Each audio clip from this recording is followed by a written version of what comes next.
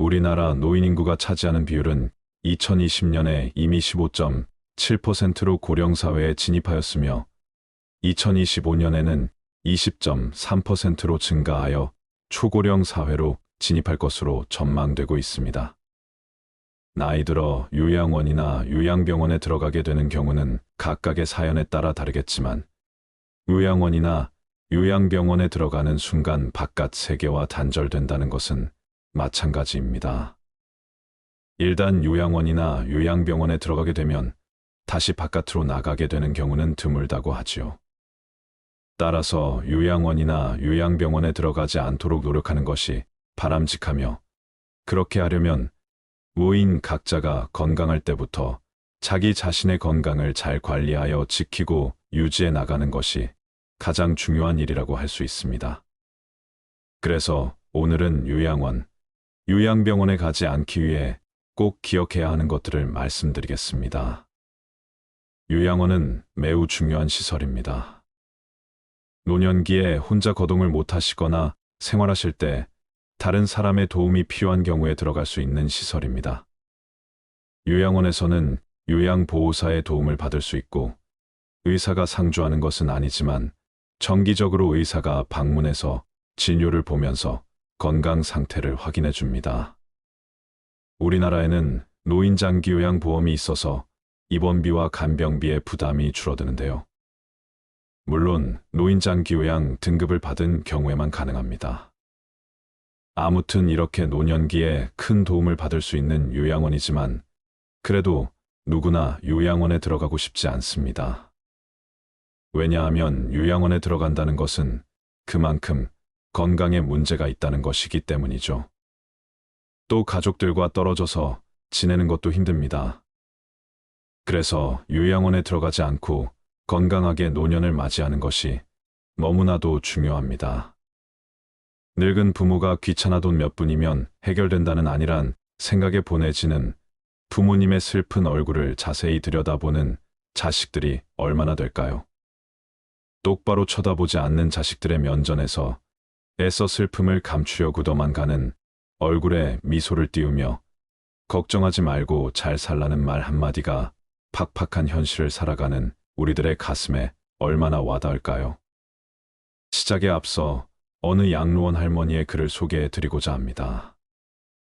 어느 작은 양로원 병동에서 홀로 외롭게 사는 할머니가 세상을 떠났습니다. 양로원 간호원이 조촐한 할머니의 짐을 정리하다가 그녀가 쓴 글을 발견하게 되었습니다. 전 세계 노인들을 올린 감동적인 글입니다. 이 시의 주인공인 할머니는 바로 머지않은 미래의 우리 자신들 모습일지도 모른다는 생각을 하게 됩니다. 다음은 양로원 할머니의 글입니다. 간호사 아가씨들, 제가 어떤 모습으로 보이시나요? 당신들은 저를 보면서 대체 무슨 생각을 하나요? 그다지 현명하지도 않고 성질 머리도 괴팍하고 눈초리마저도 흐리멍덩한 늙은 노인으로 보이겠죠. 음식을 질질 흘리고 대답을 빨리빨리 못하냐고 큰 소리로 말할 때면 전 정말 당신들이 좀 더 노력해 주기를 원했습니다.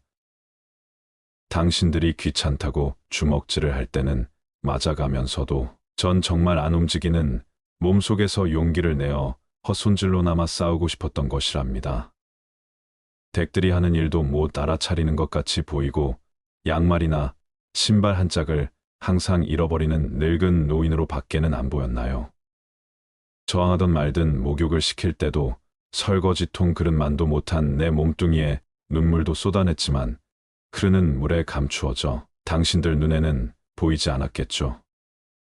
음식을 나누어 먹는 것이 아닌 그냥 먹여주는 댁들의 눈에는 가축보다 못난 노인으로 비추어졌다요. 댁들은 저를 그런 식으로 생각하시나요?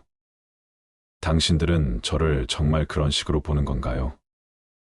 제 팔에 든 수많은 멍자국이 당신들 눈에는 망가진 보라색 도라지, 꽃들로 보이던가요? 간호사님들, 그렇다면 이제 눈을 뜨고 그런 식으로 저를 보지 말아주세요. 이 자리에 꼼짝하지 않고 앉아서 나의 의지는 상실되어 댁들이 지시한 대로 행동하고 댁들의 의지대로 먹고 온몸에 멍이 들어도 아픔을 삭혀야 했던 제가 누구인지 말하겠습니다. 제가 살 어린아이였을 땐 사랑하는 아버지도 있었고, 사랑하는 어머니도 있었고, 형제 자매들도 있었답니다. 16이 되었을 땐 발에 날개를 달고, 이제 곧 사랑할 사람을 만나러 다녔답니다. 20살 땐 평생의 사랑을 지키기로 약속하여 결혼하였답니다. 25살이 되었을 땐 귀여운 어린 자녀들이 생겨났답니다. 당신들도 그런 어린 시절이 있었겠지. 서로를 안아주고 감싸주는 행복한 가정이었습니다. 40살이 되었을 땐 어리기만 했던 아들, 딸들이 성장해서 집을 떠나게 되었지만 남편은 제 곁에 있어 슬프지 않았답니다. 50살이 되었을 땐 제 자식들은 직장에서 일을 하고 손주를 제 무릎에 안겨주었습니다. 그때 비로소 인생의 맛을 알게 되었답니다. 마침내 어두운 날들이 찾아와 내 옆에 있던 이가 먼저 하늘로 떠나게 되면서 앞으로의 삶을 생각해 보니 두려운 마음에 몸이 오싹해졌다. 자녀들이 모두 자기의 자식을 키우고 있는 그 모습을 보고 난 내가 알고 있던 지난 날들과 내가 주고받았던 사랑을 한번 떠올려 봤답니다. 저는 이제 늙은이가 되었는데 참으로 우습게도 늙은이를 바보처럼 보이게 만드는 것들을 보면서 세월은 참으로 잔인한 것 같다는 생각을 해봤답니다.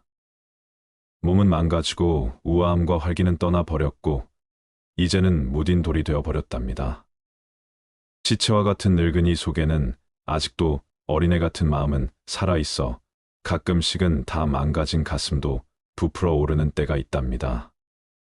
좋아하는 사람이 생겨 젊은 시절처럼 사랑도 하고 싶다는 꿈도 꾸어본답니다. 즐거웠던 일들을 기억해보고 고통스럽던 일들도 떠올려보면서 저는 지금 다시 한번 용기를 내어 삶을 사랑하며 살아가려 합니다. 너무 짧고 빨리 지나간 지난 날들을 생각하면서 영원한 것은 아무것도 없다는 엄연한 현실을 받아들이기로 했답니다. 이제 사람들이여 눈을 떠 보십시오. 투정이나 불의는 늙은 이로만 보지 말고 좀 더 자세히 나를 봐주세요. 당신의 아버지는 아니나 아버지일 수도 있고 당신의 어머니는 아니나 어머니일 수도 있습니다. 그냥 가축에게 모이를 주듯하지 마세요. 그냥 먹고 싶습니다. 멍들게 하지 마세요.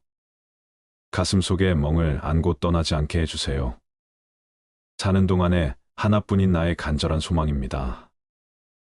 여러분들은 이 글을 보면서 무슨 생각이 들었나요? 인간은 태어났다가 생로병사를 거치며 결국은 죽습니다.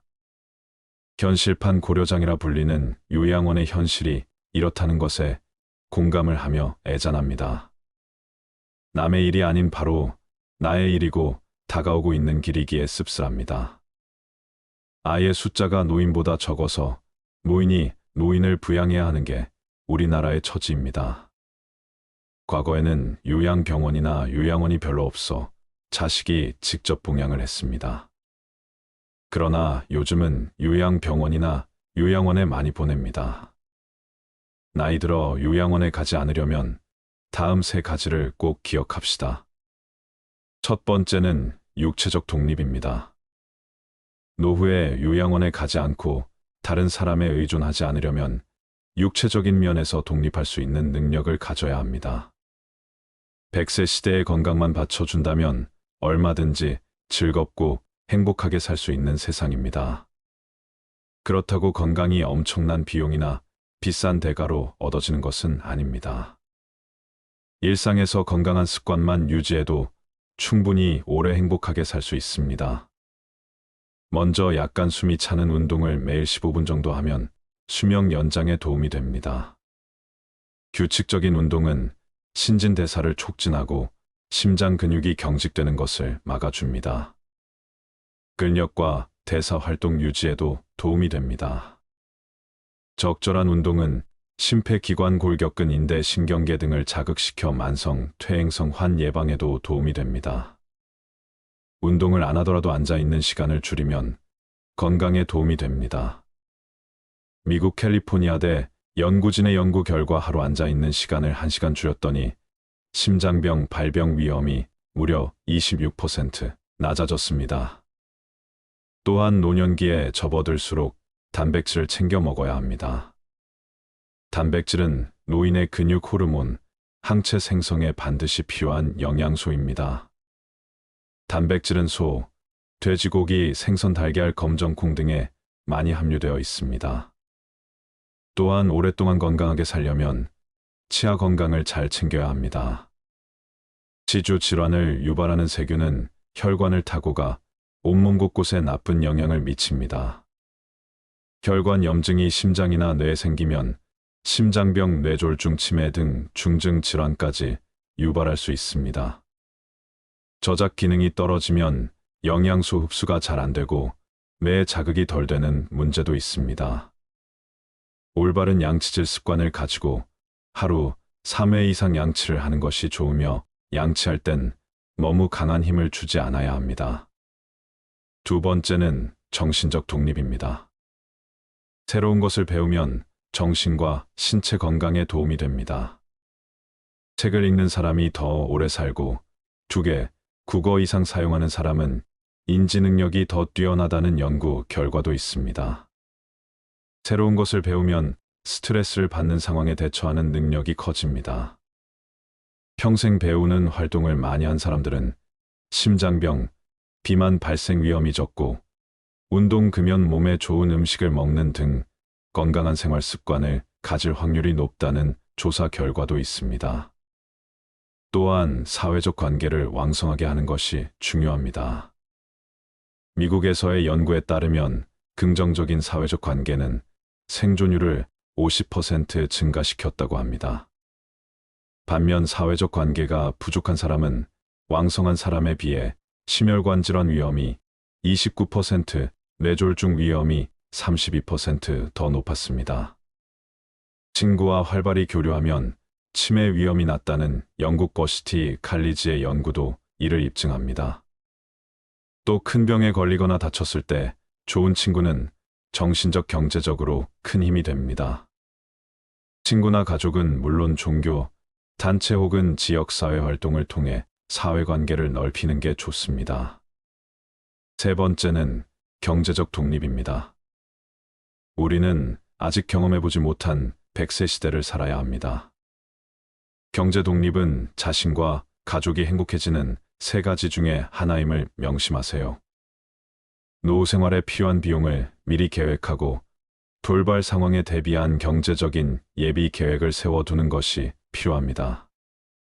가족이 큰 병에 걸리게 되면 부양과 돈 문제로 구성원 간에 힘들게 됩니다. 이를 위해서는 현재 수입의 일부를 투자해야 합니다. 저축은 안전 예금, 적금, 채권 등을 활용하고 투자는 주식과 부동산을 통해 자산을 늘릴 수 있습니다. 저축을 할 때 소득 중 어느 정도를 저축해야 하는지는 개인의 상황에 따라 다르기 때문에 일반적인 답은 없습니다. 그러나 일반적으로 경제학자들은 소득의 10에서 20% 저축할 것을 권장합니다. 저축 금액은 개인 소득과 생활비에 따라 다릅니다. 하지만 노후에 경제적 독립을 하기 위해서는 일정 금액을 저축해야 합니다. 따라서 수입과 지출을 추적하고 가능한 한 많은 돈을 저축하도록 노력하세요. 오늘 말씀드린 3가지는 노후 준비의 필수적인 요소입니다. 따라서 노후에 대비하여 가능한 빨리 실천하는 것이 좋습니다.